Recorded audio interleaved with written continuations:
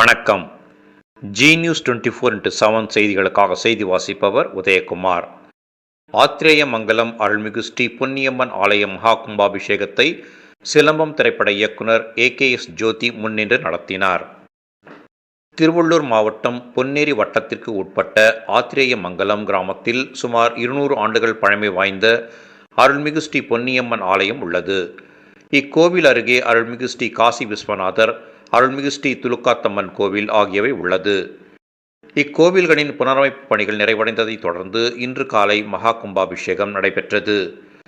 இதை முன்னிட்டு யாக கலச பூஜைகள் கடந்த 3 தினங்களாக நடைபெற்றது. இன்று காலை மகா பூர்ணாகூதி, யாத்ராதானம் உள்ளிட்டவை நடைபெற்றது. இதன் பின்னர் மங்களவாத்தியம் முழங்க புனித நீர் அடங்கிய கலசங்கள் பிரகார புறப்பாடு நடைபெற்றது. இதன் பின்னர் விமான கோபுரங்கள், மூலவர் உள்ளிட்ட தெய்வங்களுக்கு 3 கோவில்களுக்கும் தனித்தனியே அஷ்டபந்தன மகா கும்பாபிஷேகம் வெகு சிறப்பாக நடைபெற்றது.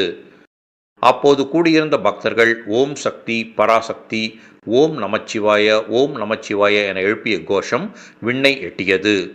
இதனைத் தொடர்ந்து அன்னை ஸ்ரீ புன்னியம்மன், கைலாசநாதர், காசி விஸ்வநாதர், ஸ்ரீ துலுக்காத்தம்மன் ஆகிய பரிவார தெய்வங்களுக்கு சிறப்பு அபிஷேகம், அலங்காரம், மகா தீபாராதனை உள்ளிட்டவை நடைபெற்றது.